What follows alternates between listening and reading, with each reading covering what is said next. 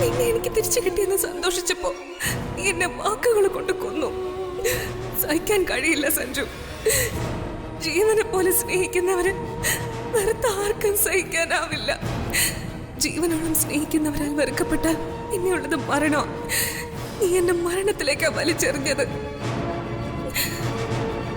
സ്വാതി തന്നെ നിന്നോട് പറഞ്ഞില്ലേ സഞ്ജനയെ സ്വീകരിക്കാൻ? എന്നിട്ട് നീ എന്നെ അവഗണിച്ചു. എനിക്ക് നിന്നോടുള്ള ഇഷ്ടം തിരിച്ചറിയാൻ ഞാൻ മരിക്കണമെങ്കിൽ അതിന് ഞാൻ തയ്യാറാ. സഞ്ജു, എന്റെ മരണം നീ അറിയുമ്പോഴെങ്കിലും ഒരു നിമിഷത്തേക്ക് നീ ഓർക്കണം, സഞ്ജന എത്രമാത്രം നിന്നെ സ്നേഹിച്ചിരുന്നു എന്ന്. എനിക്ക് നിന്നോടുള്ള പ്രണയം എന്റെ മരണത്തിൽ അവസാനിക്കട്ടെ. ഇനിയൊരു ജന്മം ഉണ്ടെങ്കിൽ നിനക്ക് വേണ്ടി ഞാൻ കാത്തിരിക്കും.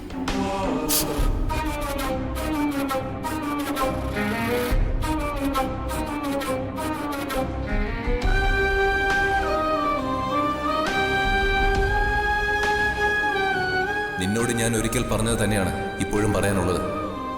നോ. ആത്മാഭിമാനം എന്നൊന്നുണ്ടെങ്കിൽ എന്റെ മുന്നിൽ നിന്ന് ഇറങ്ങിപ്പോ. നിനക്കിവിടെ സ്ഥാനമില്ല. അധികപ്പറ്റായി നിൽക്കാതെ ഇറങ്ങി പോവാനാ പറഞ്ഞത്.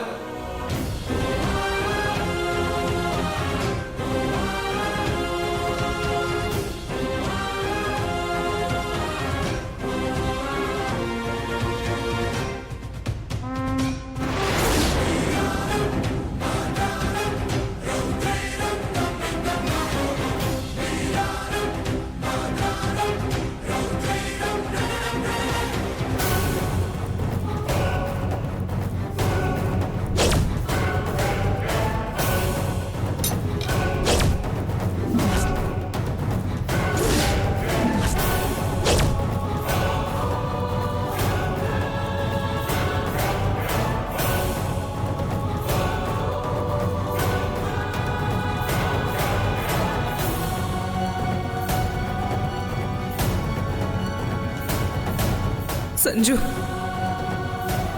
എന്റെ മരണോ എനിക്ക് നിന്നോടുള്ള പ്രേമ പൂജ.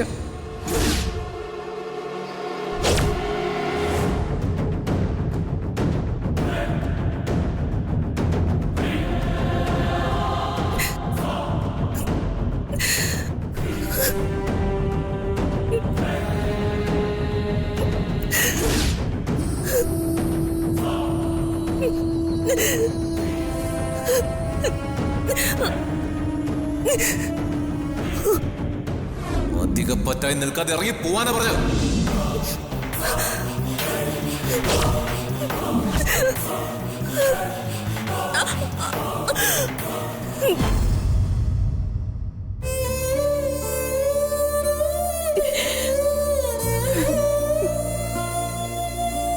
അമ്മ ഇനി കരഞ്ഞ് ബഹളം ഉണ്ടാക്കരുത്.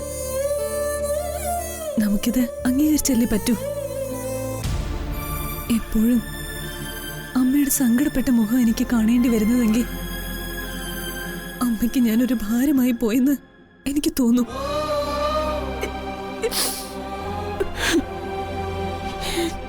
എന്റെ പൊന്നുമോള് അമ്മയ്ക്കൊരു ഭാരമാവോ? എന്റെ ശ്രീകുട്ടി, മോൾ അങ്ങനെയൊന്നും അമ്മയോട് പറയല്ലേ.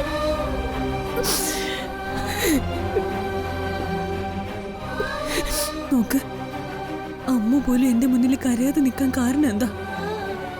എനിക്ക് വിഷമം ഉണ്ടാവുമെന്ന് കരുതി. വിഷമമൊക്കെ നമുക്ക് ഉണ്ടാവും. ഇല്ലെന്ന് പറയാനും ഭാവിക്കാനും ഒന്നും കഴിയില്ല. എന്റെ അവസ്ഥയെ പറ്റി ഇനി നമ്മൾക്കിടയിൽ മറയൊന്നും വേണ്ട. അച്ഛനോട് ഞാനത് പറഞ്ഞിട്ടുണ്ട്, അല്ലേ അച്ഛാ? രോഗം അറിഞ്ഞ് ചികിത്സിക്കാന്ന് പറയുന്നത് പോലെയാ അച്ഛന്റെ മോള് പറയുന്നത്. നമുക്കൊരു വലിയ നഷ്ടം വന്നു. ഇനി അത് പറഞ്ഞ് വേദനിച്ചിരിക്കാൻ പറ്റില്ല.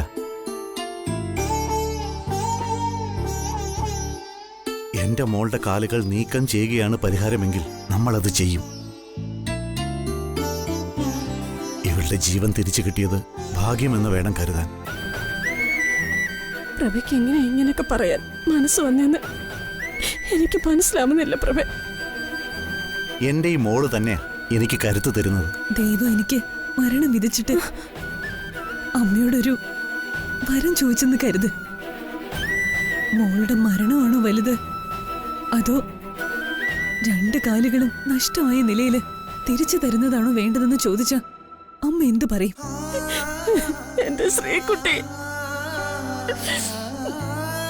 എന്റെ പൊന്നു മോളെ, എന്റെ മോളെ അമ്മയോട് ഇത്ര ക്രൂരമായ വാക്കുകളൊന്നും പറയല്ലേ. അമ്മയുടെ ഉത്തരം എന്തായിരിക്കും എന്ന് എനിക്കറിയാം. അതാ സംഭവിച്ചതെന്ന് കരുതിയ പകുതി ആശ്വാസമായില്ലേ?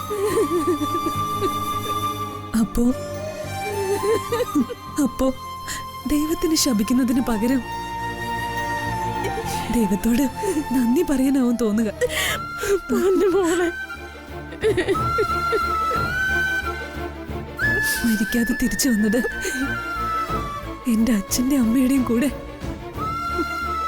കൈക്കുഞ്ഞിനെ പോലെ ജീവിക്കാൻ കിട്ടിയ ഭാഗ്യമായിട്ടാ ഞാൻ കരുതുന്നത്.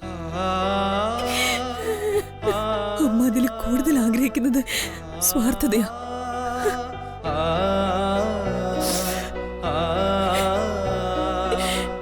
അച്ഛാ, എന്താ അമ്മോ? നമുക്ക് ചേച്ചിയും കൊണ്ട് സിദ്ധിമുത്തി ഒന്ന് കാണാൻ പോവാം. ഒരുപാട് നാട്ടുമരുന്നുകളൊക്കെ സിദ്ധിമുത്തിക്ക് അറിയാം. അമ്മ ആരാ സിദ്ധിമുത്തി? നാട്ടുവൈദ്യമൊക്കെ അറിയാവുന്ന സ്ത്രീയാണോ? എന്റെ നാട്ടിലെ സിദ്ധിമുത്തിയുടെ വീട്. ഇപ്പോ കുറച്ച് പ്രായമൊക്കെയായി. പെരുവണ്ണാപുരത്തമ്മ സിദ്ധിമുത്തിക്ക് ദർശനം കൊടുത്തിട്ടുണ്ടെന്നാ നാട്ടുകാരൊക്കെ പറയാറ്. സിദ്ധിമുത്തിയോട് അത് ചോദിച്ചാ ചിരിച്ചു കാട്ടും. അച്ഛൻ ചേച്ചിക്ക് വേണ്ടി അഭിഷ്ടസിദ്ധി പൂജ നടത്തിയതല്ലേ. അച്ഛന്റെ ആഗ്രഹം സഫലമാവുന്ന ദേവി സൂചനയും തന്നു. പ്രാർത്ഥിച്ച ഫലിക്കുന്നതാണെങ്കിൽ പെരുവണ്ണാപുരത്തമ്മ അത് കണ്ണിൽ കാണിച്ചു തരും.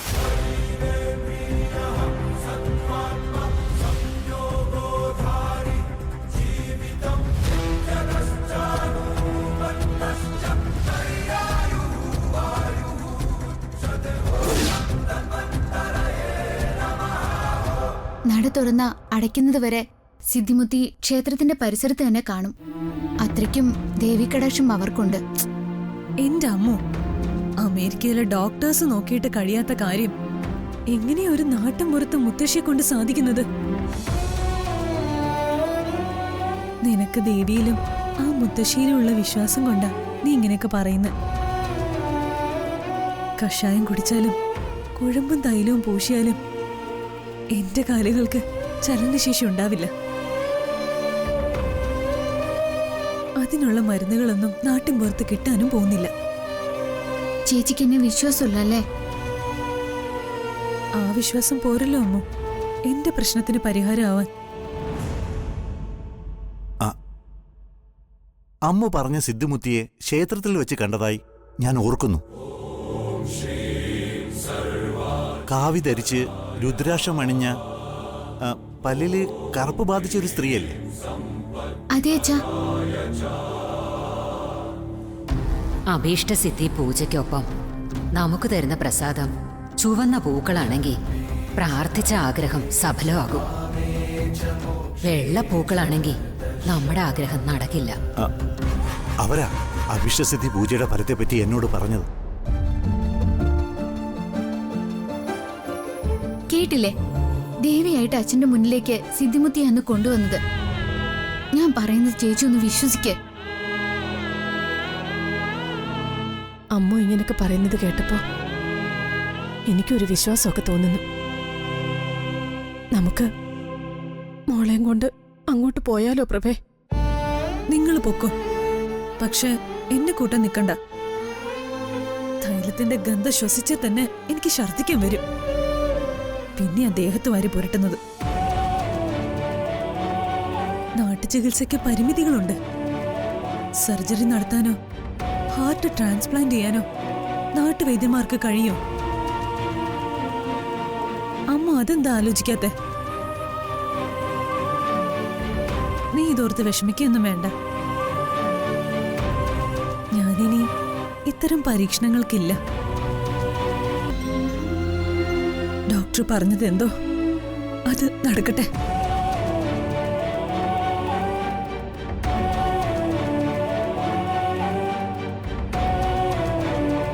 അവളുടെ മനസ്സ് നൊന്തു.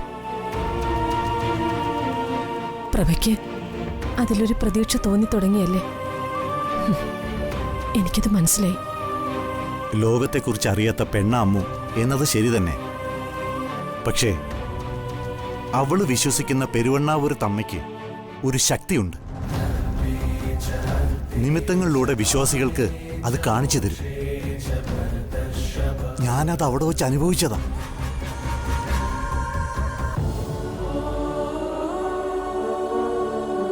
എനിക്കൊന്ന് ആലോചിക്കണം. കാഞ്ചനെ, മോളെ ഒന്ന് കിടത്തട്ടെ. വാ മോളെ.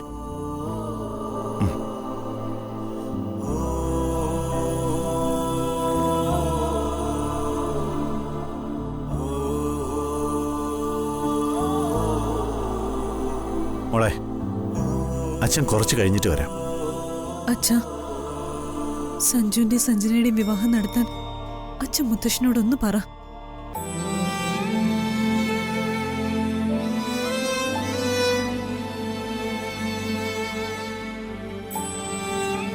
അമ്മ പോയി കുടിക്കാൻ എന്തെങ്കിലും എടുത്തോണ്ട് വരാം. ഒന്നും വേണ്ടമ്മേ, മയക്കം വന്നു തുടങ്ങി. ഞാനൊന്ന് ഉറങ്ങട്ടെ.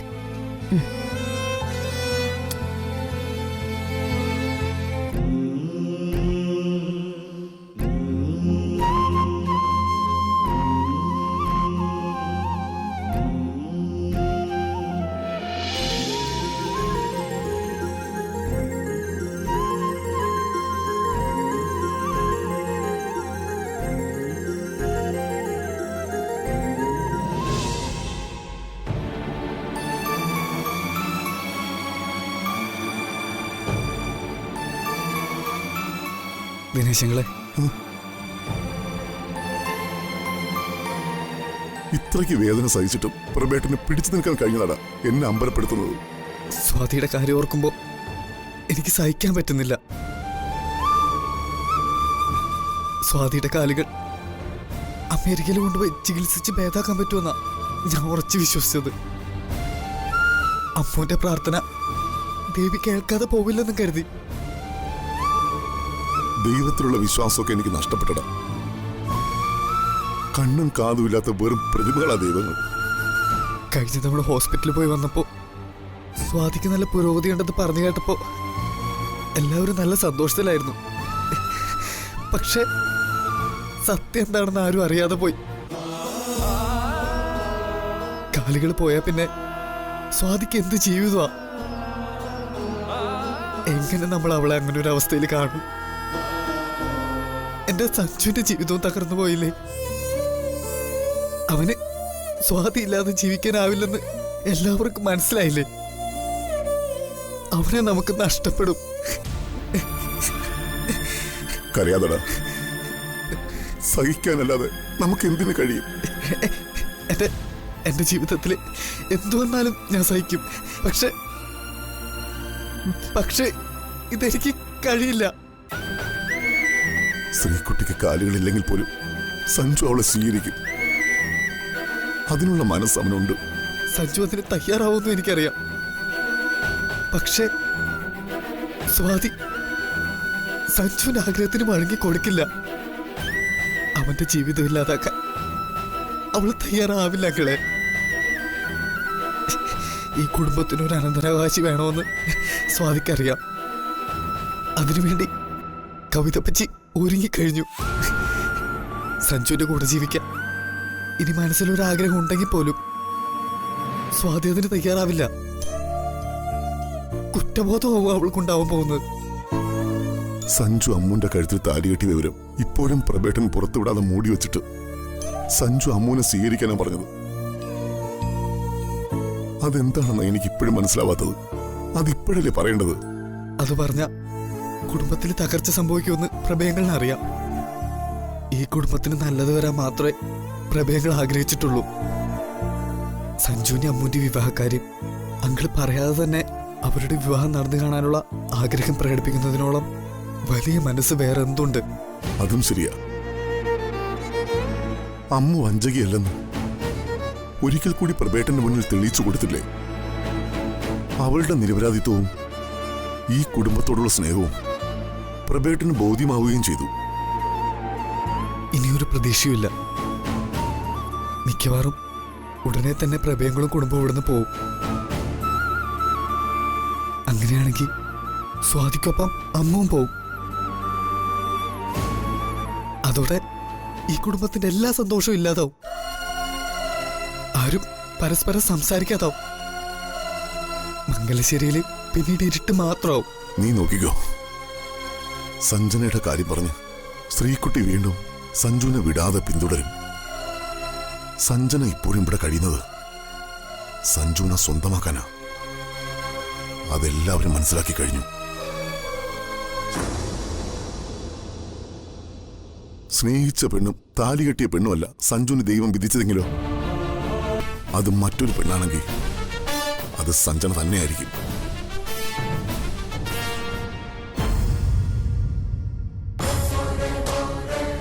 നമ്പീശ, എന്താ മോളെ? സഞ്ജന വന്നോ? മോള് വന്നല്ലോ. എന്നിട്ട് റൂമിൽ പോയോ?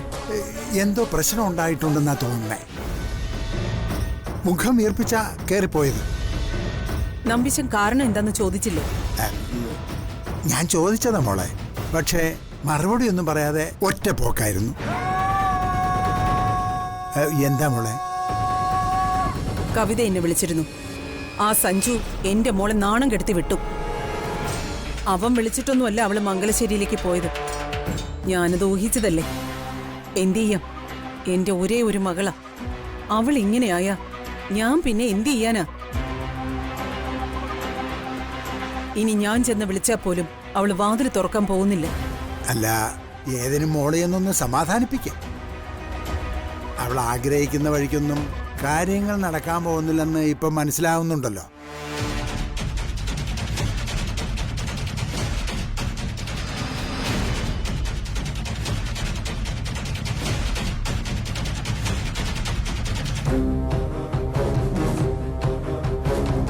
മോളെ സഞ്ജന, മോളെ വാതിൽ തുറക്ക്.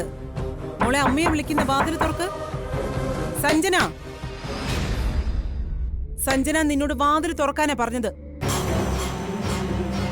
മോളെ വാതിൽ തുറക്ക്. സഞ്ജന. എന്താ മോളെ? അവള് വാതിൽ തുറക്കുന്നില്ല. മോളെ വാതിൽ തുറക്ക്. എല്ലാത്തിനും പരിഹാരം ഉണ്ടാക്കാം മോളെ. തുറക്ക് മോളെ. നമ്പിച്ച മാറി നിക്ക്. എടി വാതിൽ തുറക്കാൻ. വാതിൽ തുറക്ക്.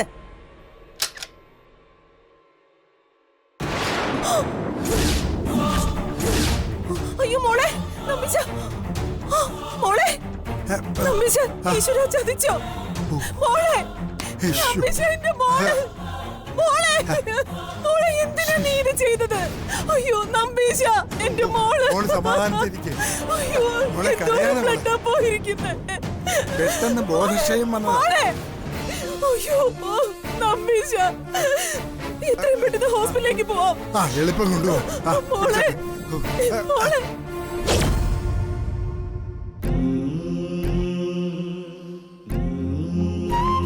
അമ്മ സങ്കടപ്പെടരുത്. ഒരിക്കലും ചേച്ചിക്ക് ഡോക്ടർ പറഞ്ഞ പോലെ ഒരു വിധി ഉണ്ടാവില്ല.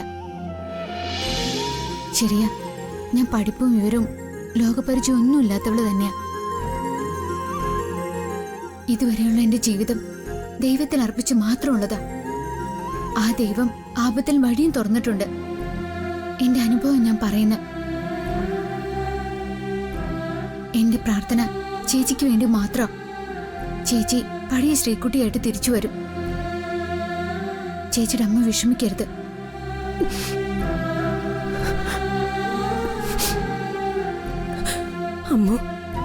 അമ്മുവിന്റെ വിശ്വാസം പറയുന്നത്.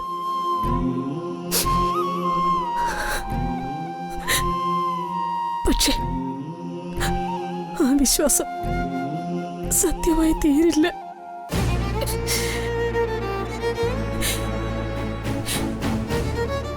എന്റെ ശ്രീകുട്ടിയുടെ ഇനിയുള്ള അവസ്ഥ എനിക്ക് ഓർക്കാൻ കൂടി കഴിയില്ല.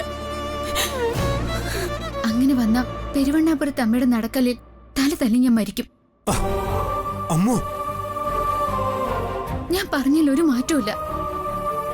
എന്റെ ചേച്ചിയുടെ ശരീരത്തിൽ നിന്ന് ഒരു ഭാഗം മരിച്ചുപോയ എന്റെ അമ്മയാണ്. പെരുവണ്ണാപുരത്ത് അമ്മയാണ് സത്യം. ദേവിക്ക് ഞാൻ എന്നെ ബലി കൊടുക്കും.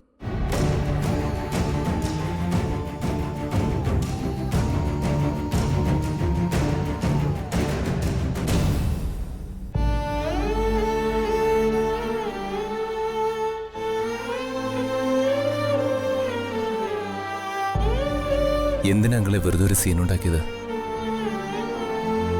ഇപ്പോഴും അങ്കിളിന് എന്നെ മനസ്സിലാക്കാൻ കഴിയാത്ത എന്റെ വേദന എനിക്കുണ്ട്. എന്റെ അച്ഛന്റെ സ്ഥാനമില്ല അങ്കിളിന്. എനിക്ക് പറയാനുള്ളത് കേൾക്കാനുള്ള മനസ്സ് പോലും അങ്കിൾ കാണിച്ചില്ല. എന്റെ ഭാഗത്തു നിന്ന് എന്തെങ്കിലും തെറ്റ് സംഭവിച്ചു പോയിട്ടുണ്ടെങ്കിൽ ക്ഷമ പറഞ്ഞതല്ലേ ഞാൻ. മോൻ എന്ത് തെറ്റ് ചെയ്തെന്ന് പറഞ്ഞു വരുന്നത്?